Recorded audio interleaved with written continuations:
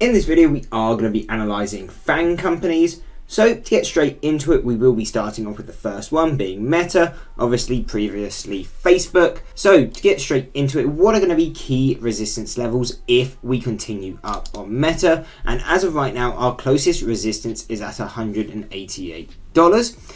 If we are able to break that and continue up, then we're looking at $204 or $205. But also do note between these levels, obviously at $200, key psychological resistance. So really this 200 to 205 will be a key and heavy resistance. However, if we are able to then break over it, come back to retest it as support, and buying pressure comes in, we could see quite a sharp push to around $244, as that would take us to our next resistance, being the second deviation on the 4 hour. Now, if we continue up past that 244, we would have further out targets at $280, $300, $350, and a final level at $427. So obviously some of these are very far off from where we are now, but we like to just give you all the technical levels going forward. But really the key focus will be kind of this 188, the 200, and if we're able to break those at a push, kind of this 245 for the time being. Also, one other level to note will be this gap fill created here at around $322 on the 2nd of February. So definitely be looking out for that gap fill, because if momentum continues to the upside over time, we would expect it to come and fill this gap and then at least see some sort of a pullback. Now, obviously do note as well on Meta that its fundamentals have changed since, 2 years back. So really, they may struggle to getting back to those all-time highs, depending on how investors now value the change of the fundamentals. But anyway, if we start selling off on Facebook or Meta, what are going to be key support levels? So as of right now, we do have statistical mean at around $132 and $130. Now these levels we don't actually tend to buy all that often, as this is a level we expect the stock to reverse to. So really, if you were trying to get long and you want to be buying when we're around that level, then yes, that would be some sort of a support level. But really, we would look for the break. And if we're trying to get long on a trading perspective, then we're looking for pushes down to around $76 and $55. But obviously, if you are investing, you want to be getting higher levels, then this 132 is quite discounted, and even where we are now is relatively cheap considering where we were just going back a year. Now that is it for Meta. Now we will go over to Amazon and start the analysis on that. And the same thing, we will start off with the resistance levels. What are the closest ones to where we currently are? As of right now, our closest resistance is $134.50, so not too far from where we are now. And then we have our next resistance at around $139. Now, what you can see on Amazon is obviously we have had this recent push. We came into around this 140 resistance and started to pull back. This is most likely because it did come into its first deviation on the 4 hour and the daily. And as of right now, as we're pulling back, we will most likely see a pullback to around $115 because this is our closest of the two statistical means. So seeing a pullback to this level, and then if it wants to continue up, it will do, but most likely come back to retest this level. Now, if we break over this 140 and this recent high created, what are going to be further off resistance levels? And we're going to be looking at $155, $162, $175, going on to $185, and then final levels at $196 and $208. Now, obviously, do note the two other key levels, which is going to be that 52-week high, so around that 188. And then obviously at $200, you're going to have that key psychological level. Now, onto the support side of things on Amazon, we have already noted this 115 support, which is statistical mean.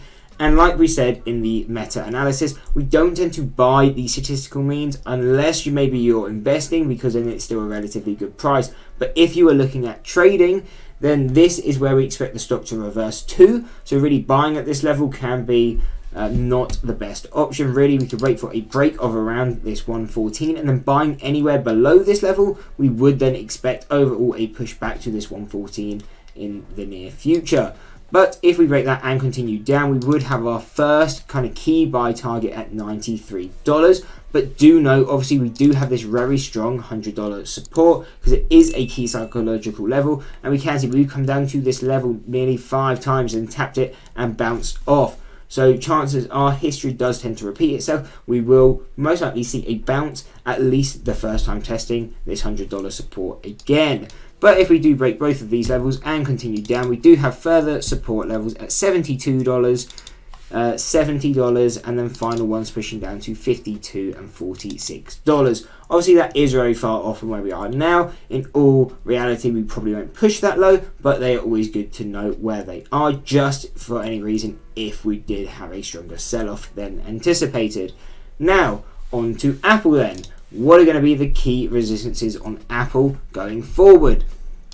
Who, as of right now, our closest resistance is $162, with the one after that being $170 and $174. Now, what you can see on Apple is we did break this first deviation. We came back to kind of retest it and consolidate it on this level for multiple of these 4-hour candles, and then we pushed up to that next resistance being the 170 and the 174, and this is where Apple topped out and we started to pull back. And we did see what we always look for. We pulled back, came back for that retest, and that did confirm the pullback to the downside. So now we are in some sort of a downtrend, and we would expect at a minimum a pullback to continue to around $150. Now, if we were to continue up, this is the level that we expect to see the stock pull back to, and that's why we're noting it when we're going through the resistance levels.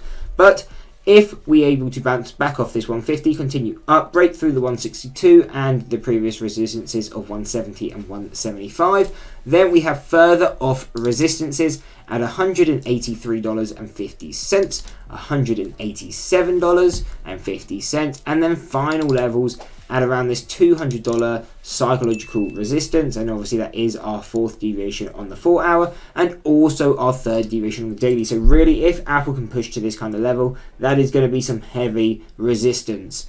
Obviously as well, that would take us back over its 52-week high, which would be a resistance which lines up with our 2nd deviation. And around this kind of level as well, we would expect some sort of movement, because going over around that level is where Apple hits $3 trillion. But anyway, if we did continue through all these levels and at a final push, we would be looking at a 208 resistance.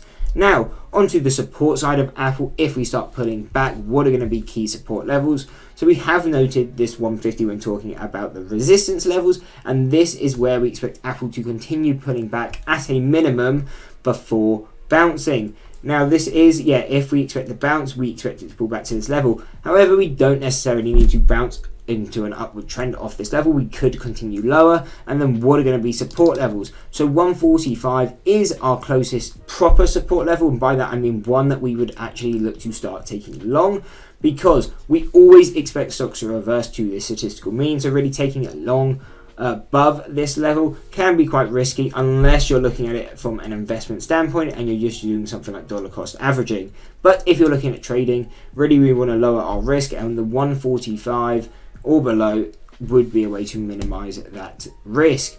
So going down, then we have our next support at 136, 133, 123.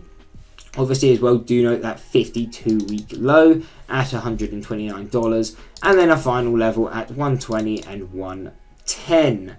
Now, on to Netflix. What are we expecting on the resistance side of Netflix? So Netflix has been quite a slow mover in recent times, but we do have our closest resistance as of now at $245. We can see we did kind of come into this level previously and sold off, but it hasn't been that harsh of a sell-off. We could definitely push back up to that level in the near future, and if we're able to break that, retest, and then see buying pressure kick in, then we're looking for a next push to 290, and then going on to 370, 475, $500, 659, 625, and a final level at 844. Obviously do note as well that 52-week high at $700, and also note the gap fill at 505, and then we also have a gap fill here at around $350. But now do note, Netflix fundamentals have changed since its 52-week high, so pushing back up to those levels may not happen, at least in the near future. So be paying more attention just to the closer resistances, meaning the 245, the 295, and maybe even the 350 and the 370 if we can push that high. Now onto the support side of things on Netflix, what are we looking at? And as of right now, really the support levels are hard to give on a standard deviation basis, because we can see our 52-week low is around $160. And we can see that's not even near our statistical mean. Our statistical mean from there would require another 40-point sell-off down to $120, and then pushing down further $110. Normally on a trading perspective, we wouldn't buy at the statistical mean, but considering it is below the 52-week low, this would kind of be our first set of key support levels. So as of now, $200 would be a key support level because it is the key psychological support, 160 and then 120, 110, and then those are really the only key levels we can give until Netflix kind of sells off a bit, and then we can go into a shorter term time frame such as a 20-day chart and get the standard deviation levels on there. So if we see Facebook sell below Netflix sell below the $200 support, we will make a dedicated analysis video on it to start seeing where its support levels are closer to the current price. Now on to the final one, being Google. Where do we see resistance levels on this? And as of right now, we have our closest resistances as of, at $118 and $123.50.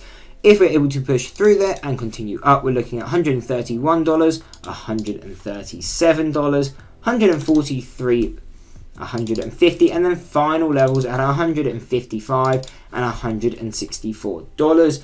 Now obviously do note that 52-week high at $151, and really this whole area will be quite a strong level of resistance. The 150 psychological resistance, the 150 third deviation on the daily, and then also our 52-week low just being a point above, so really a heavy level of resistance if we were to push that high, but in the near future not expected considering we are sitting at $110. So the key focus would be kind of this 118, the 123, and even at a push the 130. Now onto the support side of things, where do we see bounces coming on Google?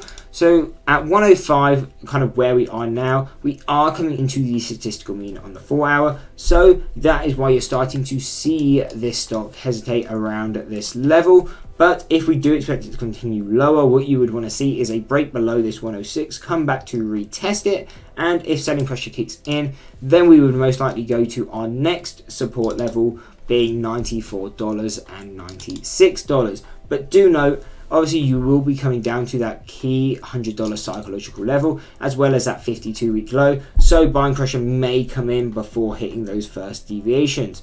But if we're able to break that $100 support, then break the 96 and the 94, we can go even further down and have support levels at $83 and $81.50, with final levels being at $70, $70. But really, again, don't really expect to push all that much. Even seeing that Google, at least in the near future, even down at that 94, would be quite surprising and would most likely provide a good buying opportunity on both the trading and investment side of things. Anyway, that is the breakdown on all of FAANG stocks. I hope you enjoyed the video. If you did, why not drop a like and subscribe? And if you want to see how we're doing this analysis and the strategy I use with this analysis, why don't you check out my strategy video here.